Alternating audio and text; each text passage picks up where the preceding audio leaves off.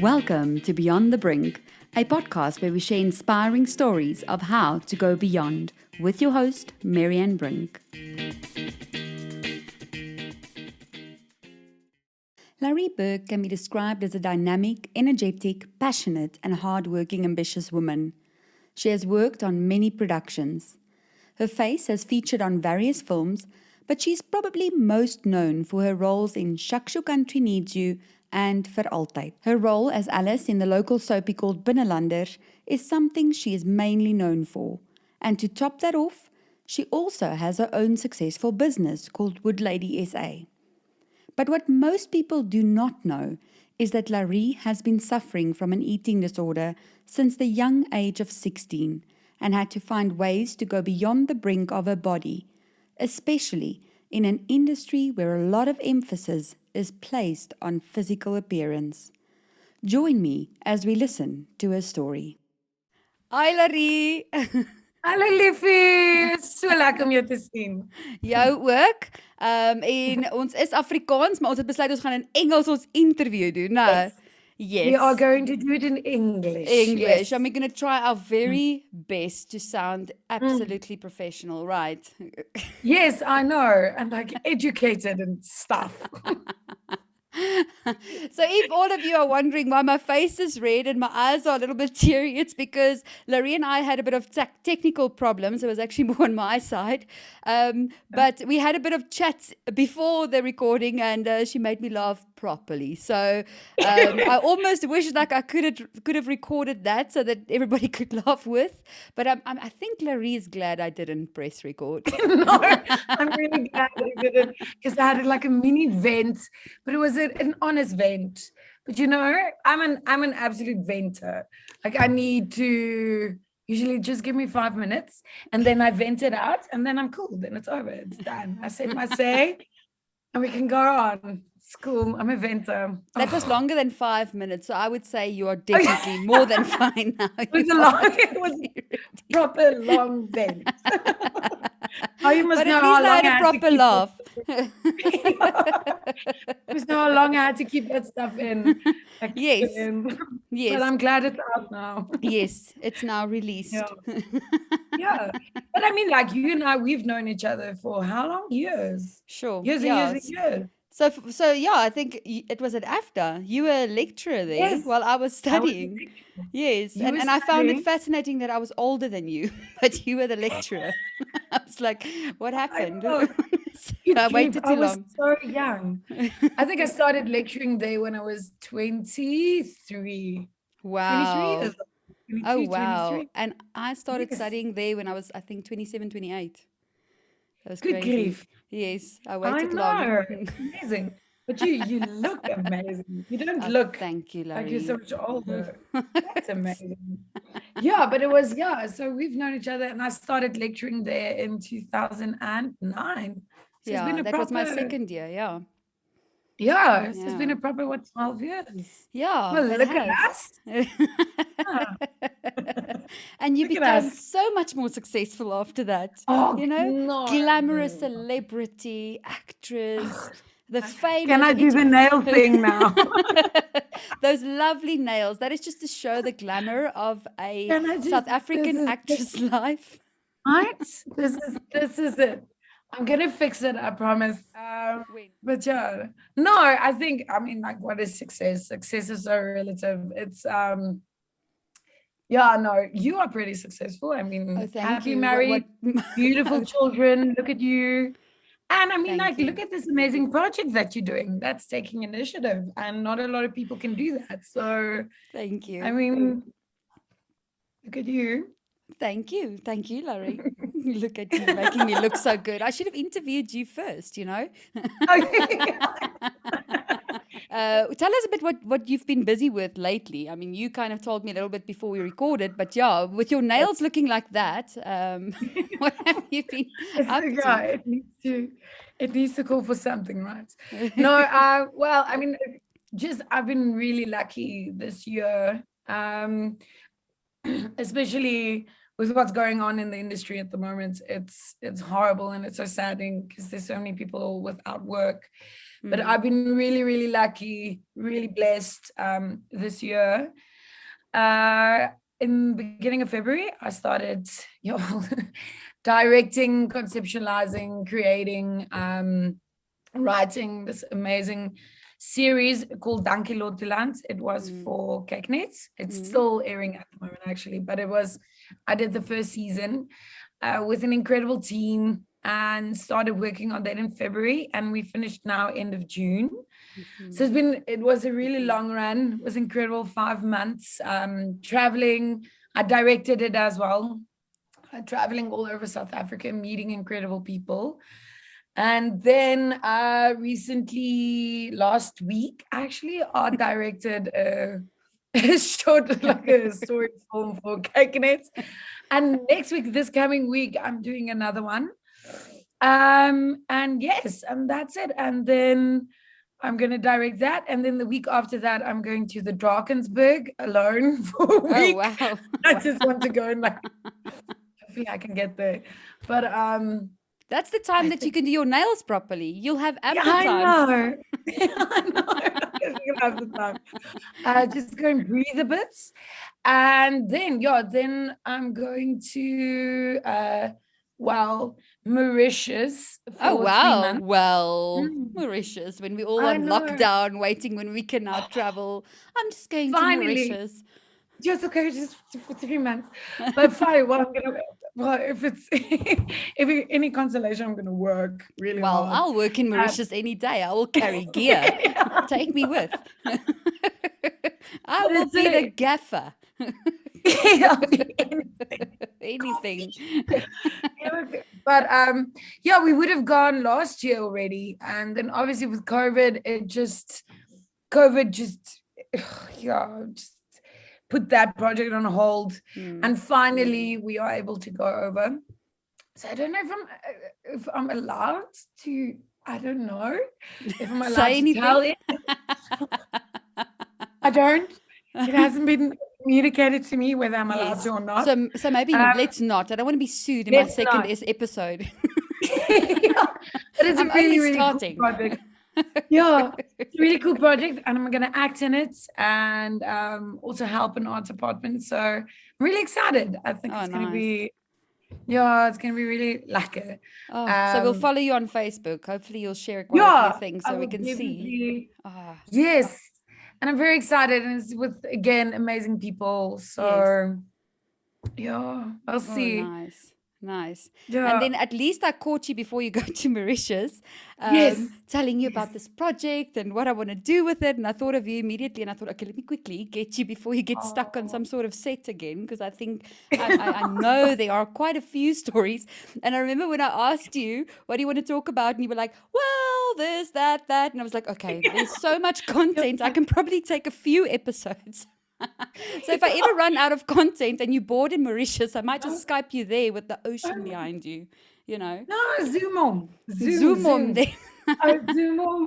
We can talk, definitely. It's, I've lived, I'm 35 years old now, and it's been quite the life. It's been quite a life, a lot of medication. Interesting stuff.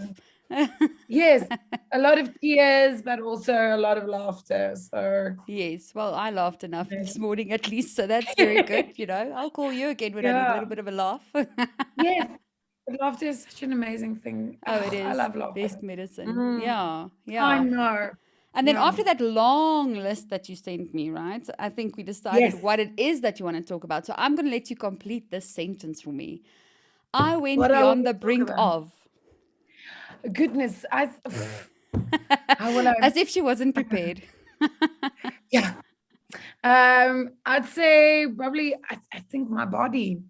I went beyond the brink of my body. Is that it? My body. Your body. The body, my body, this thing, which is actually an amazing creation. But I've had a very interesting, that word, journey, but I've had an interesting journey with my body, and I think it started when I was already at school, and it just went on and on and on and on.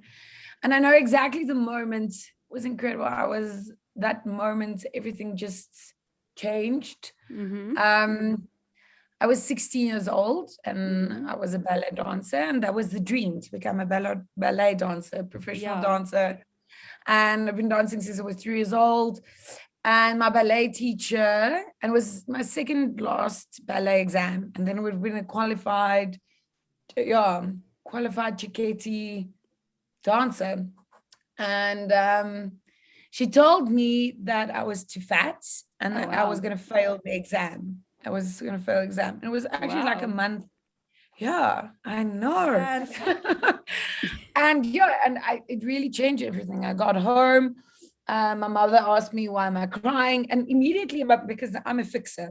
yeah. So immediately in my mind, I started making plans about how am I going to fix this, how I'm going to survive this. It was like, okay, cool, crash dieted. I'm like 16-year-old girl's mind, Mm-hmm. crash dieted, lose the weight that I need to lose before the exam. And the irony is, now when I think back, I wasn't excruciatingly overweight, Mm. you know, Mm. but it's very standard.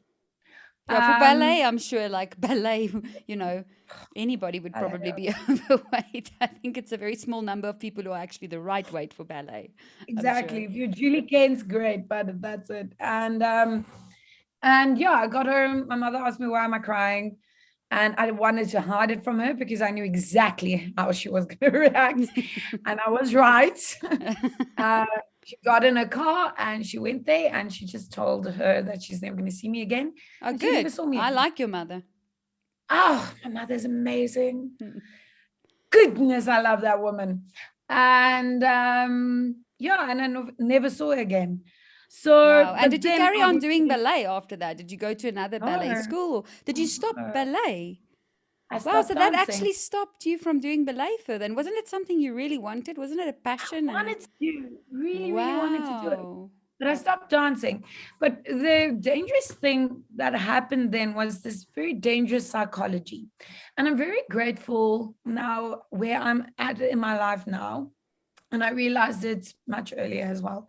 That where Mm, I'm at now is that I realized that is what happened psychologically. mm, Um, that I wasn't able to achieve success because of the way I looked. mm. And that was the thing. I wasn't able to do anything, be in a relationship. Be in a That's another relationship. topic. I can hear it. I can hear there's Good some grief, Fiona. content.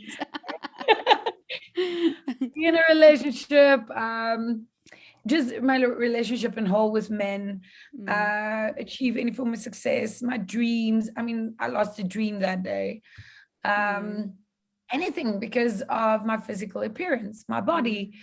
And what happened then is that I started, I think, overdeveloping my mind. mm. So I absolutely focused on that, my academics, even going through to varsity, my working hard. Was that a way of But trying to overcompensate for not looking the yes, way you thought you had to look to be yes, accepted or good exactly. enough or That- yeah. I had to have something because otherwise it's just I had to have something.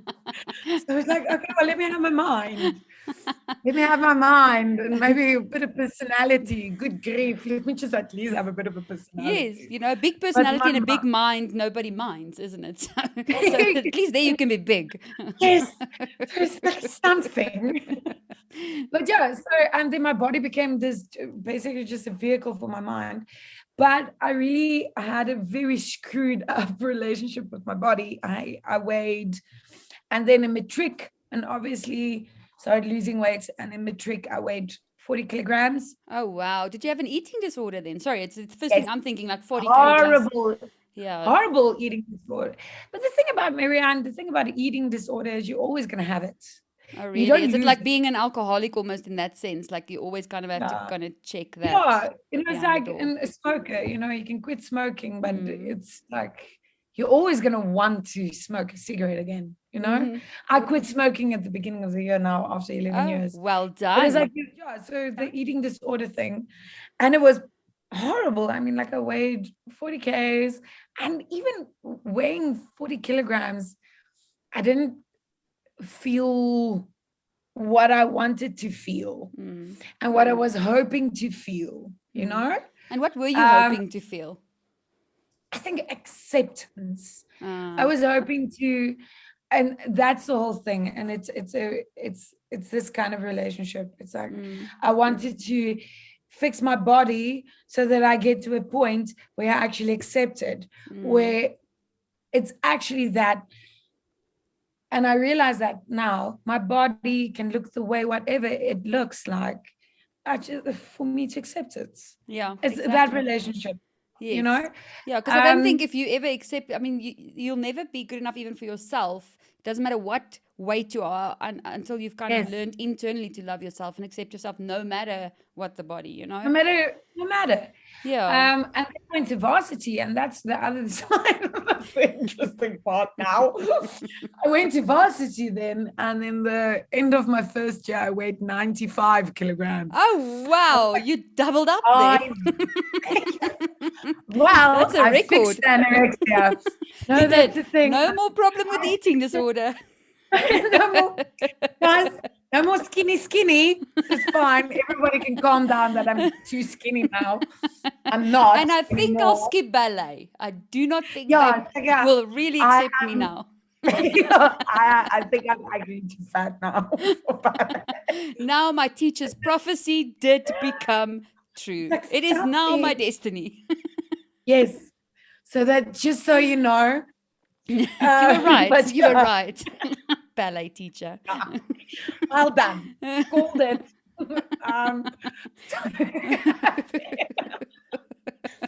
So I was by fit. At the end Because of you're my quite first year. short. I think that's an important thing to say, right? Because if you're like I'm 1.8, you know, I'm weighing. 1.72, eh? Oh, you're actually I'm 1. tall. I thought you were short as Yeah. well. Oh. It's fine. It's fine. Okay. It's fine. Well, at least you had some yeah. length covering it. If I had to weigh 95 with my 1.56, Good you know, grief. length, I would Yes. really look like Shrek's wife. It would be a You little would bit of so a klein stit, jy so weet. klein stit, jy weet. It would be uncomfortable for me. You know, I have a few friends, you know, so I don't want to insult them because they weigh, and that's fine. But for me, it would be very uncomfortable. Yes. I've look learned like for a me, it's not very about body. smart For me, it's bubble. about being comfortable in my own body, and I am not comfortable if I'm Yeah, no. like I can't have 95 energy. was a 95 was a stretch. And I was like, okay, cool. Well, I need to do something about this. Was that now after your first year deciding? So for me, right? Because everything just fucked up. That's what there was no strategy. Literally. There was no because you know, I was thinking, okay, so another question I normally ask is like the on the brink moment for you, the fork in the road. What was that? So now I'm kind of thinking, okay, when the ballet teacher said this is what's gonna happen if you don't lose weight, that was your fork in the road. You decided to drop ballet, so that was that choice, right? Or to tell your mother and she decided for you, you ain't going back. You know, so I am doing the fork for you. Like you are not deciding here. No fork here, one way. So fork this, we're gonna fork this. Exactly. That's basically what your mother did. So she decided for you to go beyond the brink of that. And then you had the eating disorder, which again for me is like an on the brink moment. Like I have a fork in the road. I can decide to either die kind of eating nothing or having an eating disorder. Starvation. Or going the other way. And then obviously you went the other way. So then you gained all that weight, and then you faced again with another fork in the road. So that's like a third on the brink moment for me. So you've gone like beyond, and then a beyond again of the body. Yeah. So now you were faced with this. So did you decide to lose the weight then? Was that where that decision came? Now you must also take into consideration my psychology isn't very healthy at this point of time. That so point I was now also of facing, 95. Yes. Yeah. So I was also facing like depression. You can probably call it depression, but I was facing that, and even here and there suicide attempt. But oh wow, here and there. She's saying it blasé, like you know what? I'm clearly not good at that, but it's fine. It's like well, you're still here, so no success there.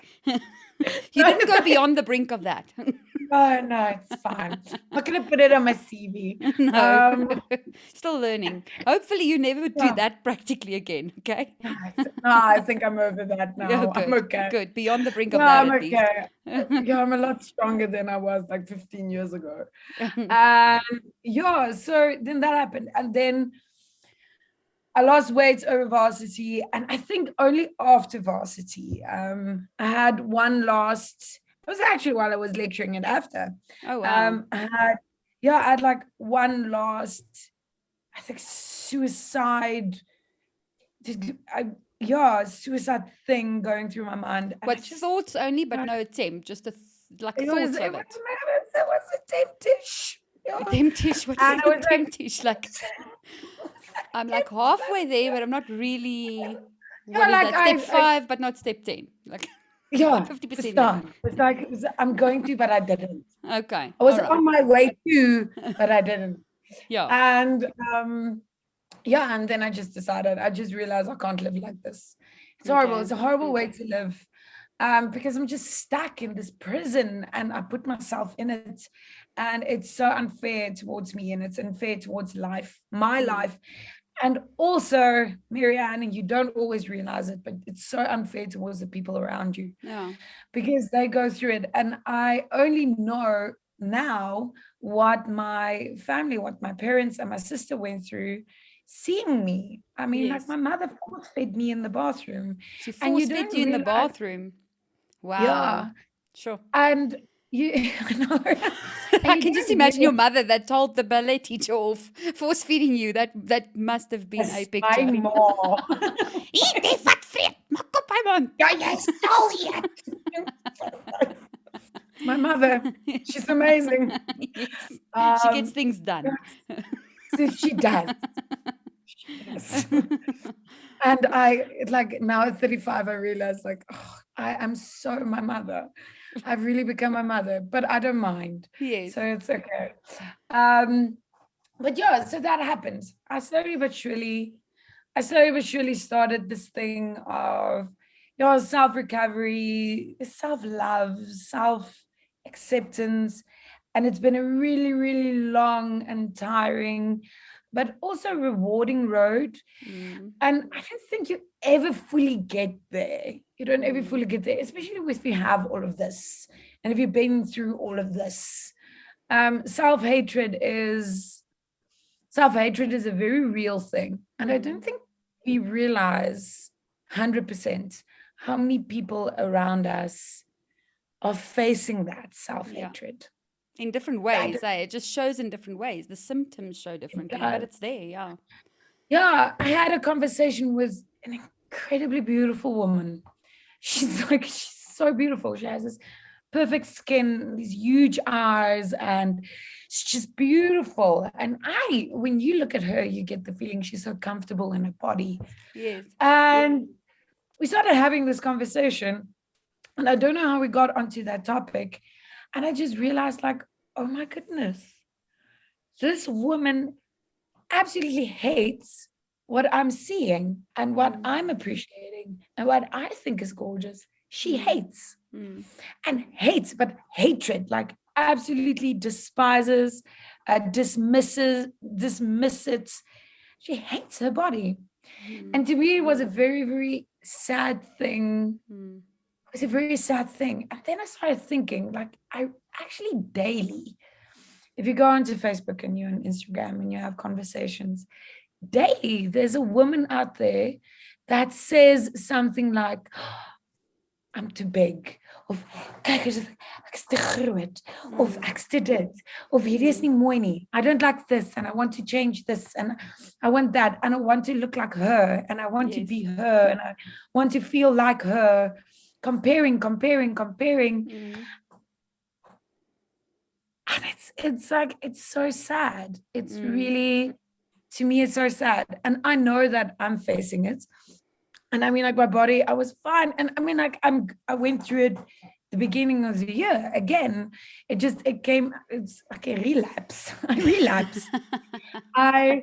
my body was fine, and I went into this incredible health thing, and I took it step by step, and I stopped smoking and everything, and it was beautiful. And I found exercise that I love, and got into this exercise routine, this daily exercise routine. And I'm very strict about my diet. Like, I don't eat bread, I don't eat any refined carbs, I don't eat sugar, I don't this because it makes me fat. But it's fine, I've adjusted my lifestyle, it's health stuff. And then beginning of the year, my hormones kicked in again, did something horrible. Cortisol, started stressing about, thank you, Lord, to land cortisol. And I picked up 5 kilograms, which is a shitload but to me, but picked up 5 kilograms. I just freaked out. Like, my mind went crazy, freaked out. What happens in your mind though when you freak out like that? Like, is it because you're scared you're going to get to that point again of, say, 95 kgs, or that you're going to go No, that it's far just, again, or what is that fear? Because I mean, I'm some horrible. other people might, say, okay, 5 kg is not that bad, I can quickly lose that again. Or so, what happens in your mind? You think, is it because of the history that you've had struggling with your Yes, body and your eating it's disorders? And literally everything comes together again. It's like yes, this it's like little, a fear kind of thing, isn't it? Like almost absolute entwined fear. with anxiety, isn't it? It's absolute fear and Yeah. horrible anxiety. Mm. I remember, and I think that was like a pivotal moment. Friends of mine invited me for dinner. Oh, it's a month terug. It's a month ago. Mm. Invited me for month and a half ago. Invited me for dinner, and I was getting ready, and I'm like all swollen up and just feeling bad. And like, my period, I haven't had my period in 2 months and 3 months, 2 months, whatever. And I'm all swollen up, and I went to go and sit on my bed, and I just burst out crying. I Mm. couldn't do it. You I couldn't couldn't get go. dressed. Mm. I couldn't get dressed. I couldn't feel my jeans sitting tight. I couldn't do Mm. it. I Mm. couldn't face my boobs popping out of my bra. Mm. I couldn't do it. Mm. But I did.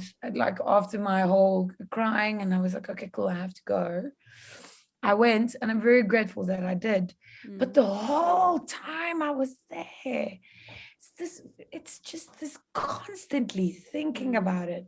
Like, Mm. oh, I'm like, what do I look like? Am I fat? Mm. Why is Mm. no one complimenting me on the way that I'm looking? That. Yeah. Is it because I am fat? Is it because I look horrible? Why am I not getting any form of recognition So it's for recognition the very way I'm? important for you. I think, and especially with that, and I think Mm. overall, I mean, like, Mm. and that's the whole thing. And that's the interesting thing about recognition. And I Mm. think it's a very important thing in life that we need to do more, but we need to learn how to give it to ourselves, is Mm. recognition. Recognition is just recognition to me is also motivation. I think Mm. recognition immediately transfers into something else. Mm. It is, a Mm. kind of word. It becomes something different Mm. immediately. Mm. It contributes to acceptance. It Mm. contributes to motivation. It Mm. it just, But my question is, if someone had to compliment you at that yeah, dinner, would you have yeah. believed them? And that's the interesting thing in that moment, maybe, but I think it wouldn't necessarily have went believed that I would have gone, oh yeah, I am attractive. I would have gone, okay, I'm okay. I'm okay. For now. Everything's okay for now. Yeah, it would be like a It would have plaster, putting helped. a plaster on the wound, but it's not like dealing with the root. This is Net 'n Mm. pleistertjie. Mm. Just a For little now. plaster, just for now. Mm. And I think that's the whole thing. And unfortunately, in my case, and I think it's with a lot of people's cases, depression comes with it. Mm. So it's a psychological problem. Depression comes with it. And I think it just gives you a little bit of a tool again to just fight a bit more and Mm. to keep on fighting. Because it's fighting. You're fighting yourself, and you have to fight. Mm. I think the moment you stop fighting, that is when it starts becoming dangerous. Mm. When you give up, when you give in. I think it's more give in. Then it starts becoming dangerous. And that, to me, I think that dinner was a very important part of my whole process. The moment I get rejected, the first thing I blame for my rejection is my physical appearance. Wow. So if I'm interested in a man, which I think I am at the moment, but when I'm interested in a man and he isn't interested in me back, then that rejection I blame on my body. Which is very interesting for me because, I mean, especially in your industry, I mean, hey, Papa. the rejection is insane. I mean, if you go for audition after audition and you're not skinny enough or you're just not the look of the character that the writer had in mind, I mean, I think that's why I studied acting, and then going for the auditions, I was like, it's fine, I can do this thick skin thing. But when I was then almost by accident, got back into marketing the films, rather, I was on this side and sitting in the production offices watching all these poor people coming for auditions, and I kept thinking, wow, I remember that. It is just such rejection after rejection, and their acting is good, they look good, but they're just not what the director has in mind, and that's their vision, and you're not that vision, and that's just it. Period. Yeah, so for you, I can imagine that it's a permanent practice, a spiritual practice of going to one audition to the next and being rejected, and it's not because of your body, but I'm sure because of the issues that you had with it or the journey that you've walked with it, you immediately think, oh, I'm probably too fat, I don't know, I'm not going to look good in a bikini scene, or ek's nie mooi genoeg nie. Yes, you always think you're not the lead girl, you're the friend. Because I always used to say that after when I studied, I was like, I'm not the lead girl, and I'm okay with that. I'm the friend of the lead girl. And then I thought of you because in Veraltheid, you were like the friend of Donna Lee. So I was like, yes. Yeah, I always I'm that friend of the yes, I'm that person. Or the villain. Yes. But now with your whole journey, because I think you've covered what I was going to ask you anyway, of the on the brink moment. What's the fork in the road? And then, having that worst moment. And I think you've shared your worst moments with us. And then, so would you say there is a specific strategy that you say someone is listening to this now, because we know there's a lot of people dealing with body issues in different ways, is there a strategy to going beyond the brink of that, would you say? Or do you just wing it as you go? Do you just like, is there any kind of, pointers that you can give to someone saying, okay, if you're in this situation, this is kind of a roughly, what you can do, or these are the steps, or this is my top advice kind of in that way, or what helped me, or, is there anything like that, or is it just kind of a wing it as you go, Well, I mean, like, it's very hard and it takes time to get there. And I think a lot of people are very impatient with getting there, but you have to get there. Start small. And it helps. It really write it down. Write it down. Yes. And that's the thing. Writing something, and it's a very interesting psychology. I have a book. I got myself a little notebook. I literally got in my car and drove to a shop just to go and buy a notebook to do that. And that was the first step. Yeah. For me, that was the first step. Yes. And first page, and I do my affirmations. So every day I write down affirmation. If I feel shitty about something, I write down what it is. And I know exactly why I'm feeling shit about this, because your psychology. And that whole thing of, I don't know, it's bullshit. You do know. You do know. You have to ask yourself the tough questions, then you will. If you dig deep enough. Know. You do know. You don't want to know. Yes. But you do know. Yes. So you write your little affirmations, and that helped me. That was just starting. And even if you write down negative stuff, to actually see what you wrote, to physically see it. Like that whole thing of positive thinking, and that's the whole thing, and like writing positive thoughts down. Positive thinking is you telling yourself, I want a glass of milk. But writing it down is actually going to the fridge and pouring yourself a glass of milk and drinking it. Yes. It's a big difference. The action. Yeah. Exactly. So I wrote it down, these little affirmations every day. And even when I feel bad about something, if there's something that's bothered me, then I would say, I miss this person. I think that the jean that I bought last week doesn't look good on me. You write it down So and it you really see starts it. with acknowledgement, isn't it? Because I think a lot of these things, in general, people's the challenges or things that you face in your life, it starts with acknowledgement. So giving it, Yes, validating it, isn't it? Like everything and everyone exactly. wants to be validated. It is. It's accepting that part of you and not hating it and not judging it and not getting angry at it, but Yeah. building a great relationship with it as part of you and accepting and saying, Yes, I hear you, I get you. You got hurt, and that is why you are, you kind of bullying your body, your own body that way, and that is why. yes. And I get you, and I feel you, and it's okay, and I Yeah. accept that part of you. It's building a good relationship of acceptance and validation with those parts of you that you don't always enjoy or are proud of.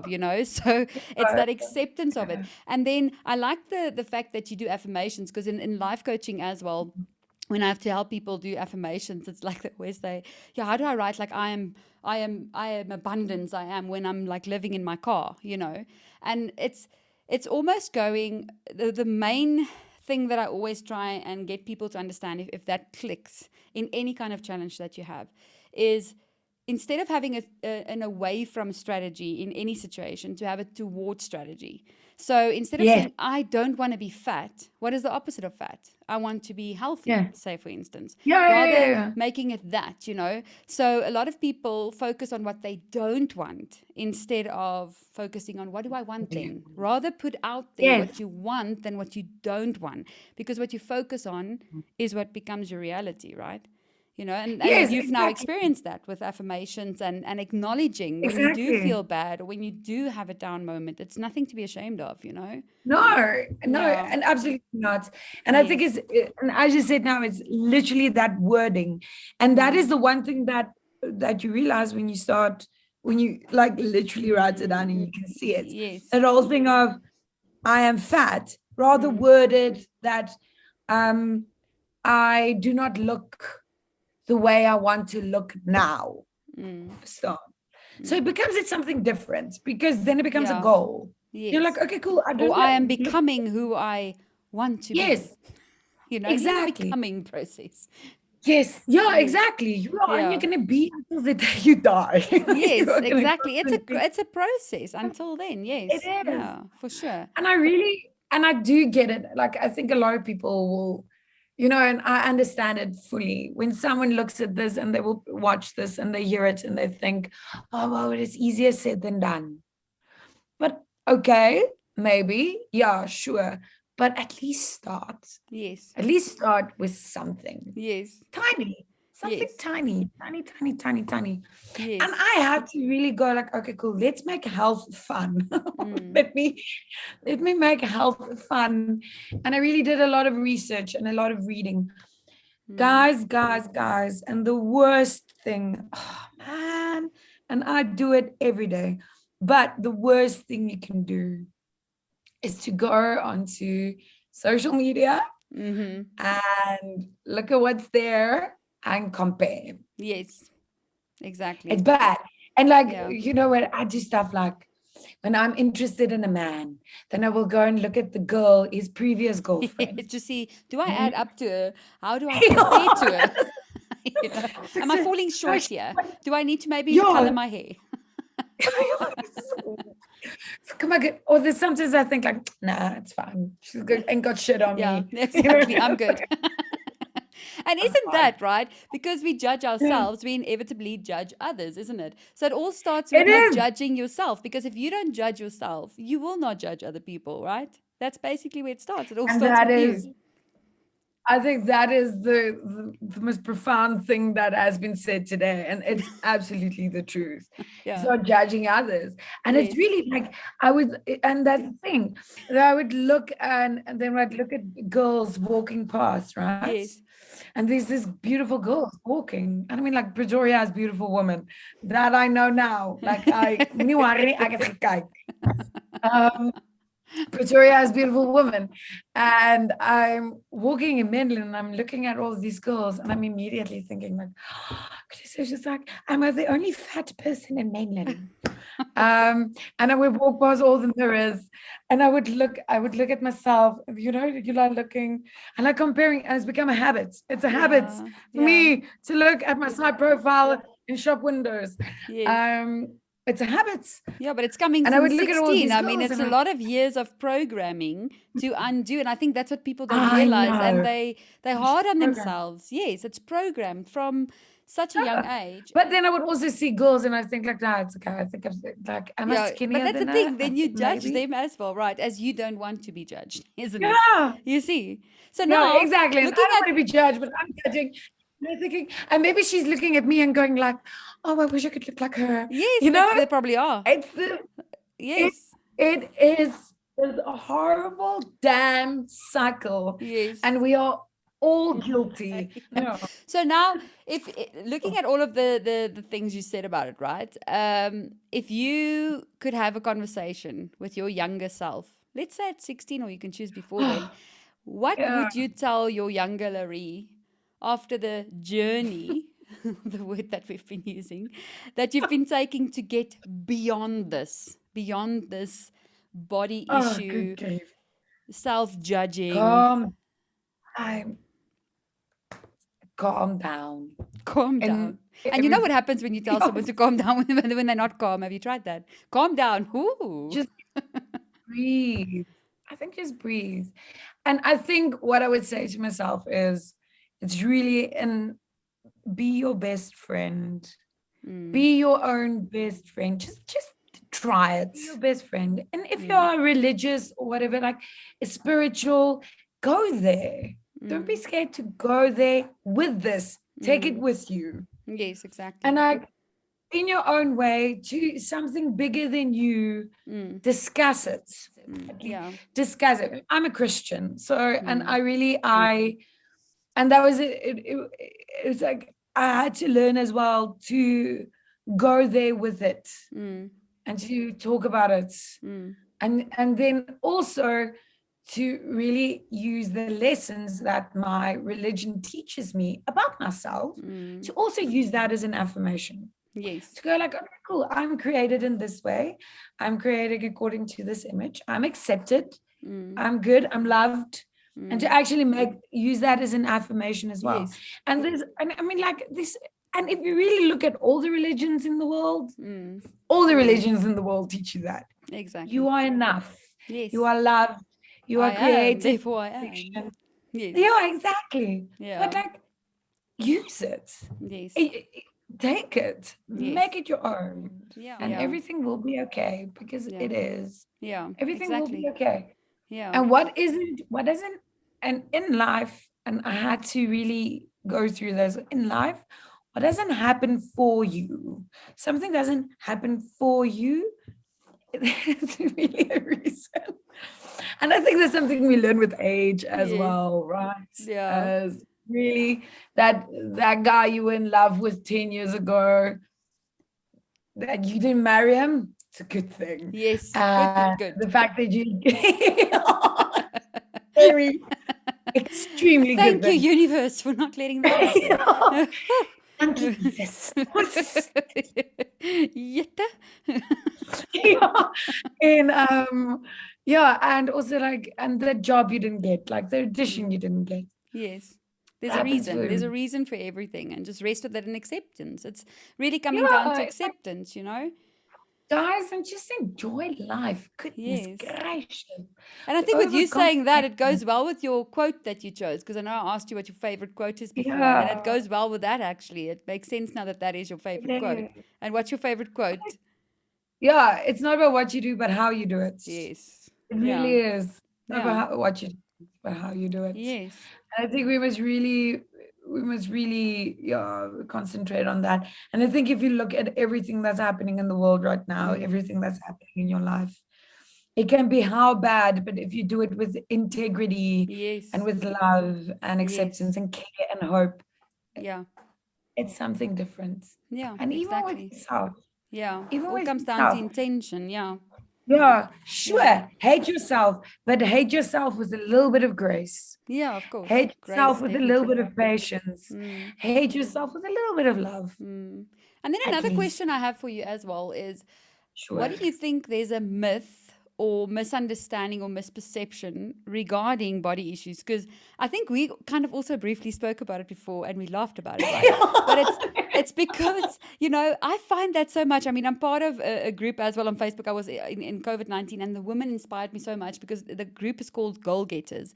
And it's also a Oh, friend wow. of mine, Diana. She used to run with me. We were in primary school together, and she's also a You life are. coach. And yeah, so Yeah.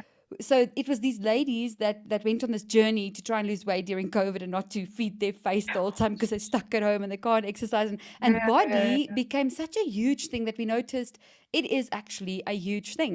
When people are stuck in their house and they can't distract themselves, or they can't go to gym or do their obsessive kind of exercises or stuff that keeps them sane with their body, that's when they're really kind of forced to deal with it, to now sit with it. Mm, And mm, that's when it came out so much. And that's mm, when I followed that group and watched everybody's journey, how I realized how so many people have misperceptions, or that there are myths mm. around it. Like, say, for instance, if you see a skinny person, you think, oh, she doesn't have body issues. Like, really, what's she talking about? Or if you see a fat person, you go, oh boy, she probably hates herself. But maybe she loves herself. Maybe she loves being in her body. Maybe her body is not such an issue for her that it is to you. So she probably loves being overweight, and her husband loves her, and she feels sexy, and she's wearing this lingerie, and I mean, having so much She's confidence. amazing. Yes, so I found it so interesting watching all these shapes and cultures and different women and the different relationships they have with their body. And that's why I thought, when we're discussing this, what do you think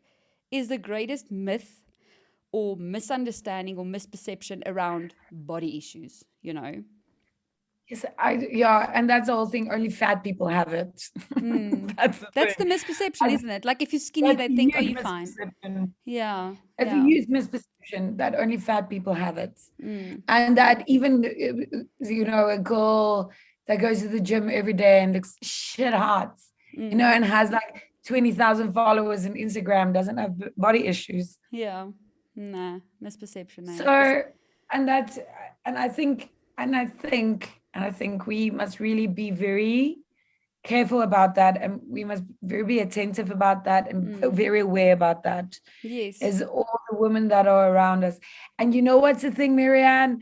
That we also think only women have body issues. Exactly. Yes, that is a Men, huge misperception. men, Yeah. men also really struggle with it. Yes, Like, men definitely. really also have acceptance issues, Mm. and they have acceptance issues from the opposite sex, Yes. or the sex that they're interested in, the Yes. romantic interests Yes. that they, and I think that's also the thing, is that we must all be aware that for a lot of our things, for a lot of our issues, and for a lot of people, for the issues, it starts with their physical appearance, Yeah. because that's the first thing we see about people. Yes, So exactly. it's important to us, obviously, for each and every person out there. Our physical appearance is a major part of your worth, your definition, who you and what you are, and who and what Yes. you want the world to see. Yes. So we must be very aware with it. And there's people struggling. So now, after all No. that said, Larry, what would No. you say is the meaning of life? What is this all about? In your 35 years of wisdom, going beyond, what would you say? And Marianne, I don't know. But the only thing I do know is that I'm here.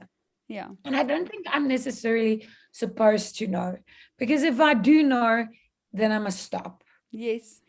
So I think that's the thing.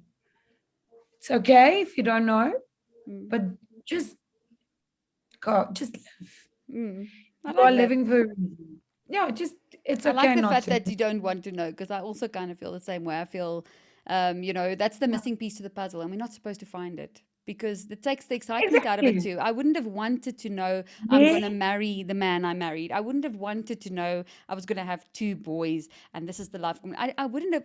The excitement was not knowing, am I ever going to get married? Am I going to have a good marriage? Am I going to have kids? Am I going to have a career? Am I not going to have a career? Like, that excitement and mystery of it, even though it kind of freaks you out sometimes. I mean, I still have friends my age who's not married, and they're going, my biological clock is ticking. And I'm like, Yeah, I know. well, I get you, but it's the not knowing. I think that's the exciting part, and I think learning to embrace that and accepting that of not knowing and just going, let's see what's on this ride. Let's Yeah, just let's see and let's enjoy and let's accept and let's literally take it down and don't overcomplicate.